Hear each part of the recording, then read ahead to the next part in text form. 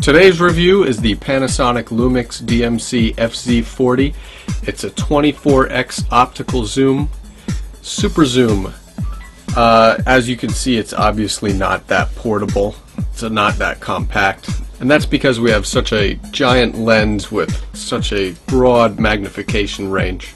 But this camera only satisfied 2 of our 3 primary digital camera criteria. We'll get to that throughout this review. First, let's start with the design. When Panasonic announced the FZ40, they said advanced manual controls, and that's definitely evident. In the back we have a control dial. We have a 4-way directional pad that has exposure compensation, ISO, an assignable function button that lets us assign whatever feature we want. Self-timer. We also have an autofocus, auto exposure lock button. There's also a quick focus button on top and a large mode dial stocked with shooting modes. We get an independent video record button so we could shoot no matter what mode we're in on the mode dial, and a nice big shutter button zoom toggle combination. The FZ40 has a very basic LCD. It's only 230,000 pixels and it's fixed. It doesn't pull out or rotate like the Canon PowerShot SX30 IS, which we just got.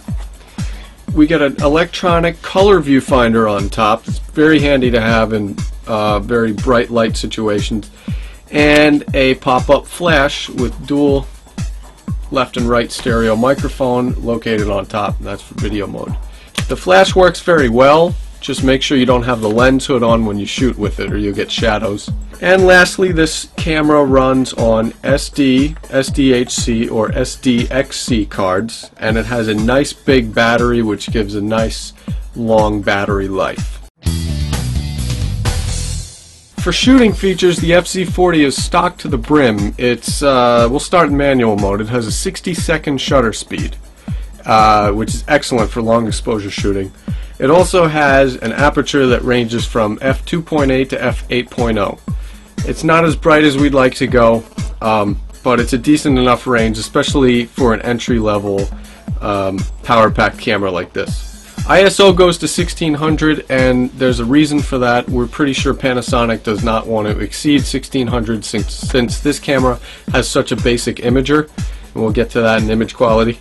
But this camera has focus modes out the yin-yang. There's multi-pane autofocus. There's a designated macro mode with 4 composition settings. Any white balance setting can be controlled via a color grid using the 4-way directional pad.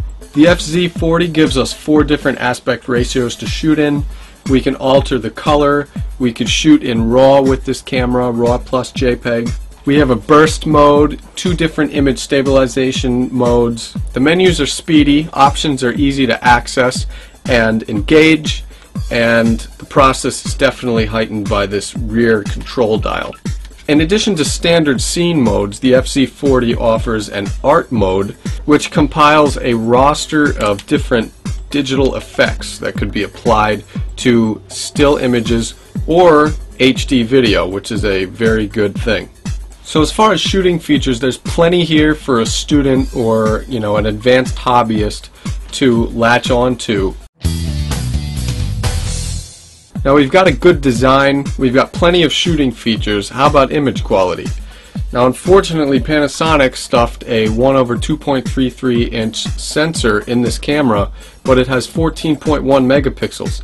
So we're taking all those megapixels and trying to fit them onto this tiny sensor, and what does that give us? That gives us a basic imaging performance. Our main problem was noise and lack of detail, and that's just due to the amount of megapixels trying to be stuffed onto this little sensor. We would have expected a bigger sensor in a camera like this, especially for $400, but that's about what you get in this price range. Video quality was better. We preferred this camera's video quality over the still image quality, and that's a rarity in our books.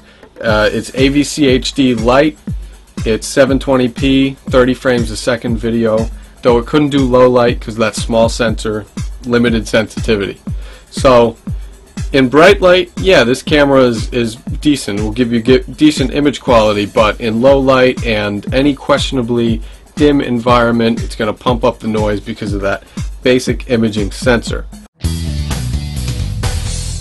So where does that leave us in our final answer? Well, the Panasonic Lumix DMC-FZ40 excels in design and shooting features, but it falls short when it comes to image quality, still image quality in particular. If you do a lot of cropping and you're not as concerned with image quality, you want to learn, then the FZ40 is definitely a viable option. But if you want to show your work in galleries and this is not the camera for you, it's power packed, it's great for taking on trips and vacations, but it's definitely not an advanced photographer's tool of choice. For that, we look at the Canon PowerShot G12 or the newly announced Nikon P7000. Also, we have our review of the Canon PowerShot SX30IS coming right up.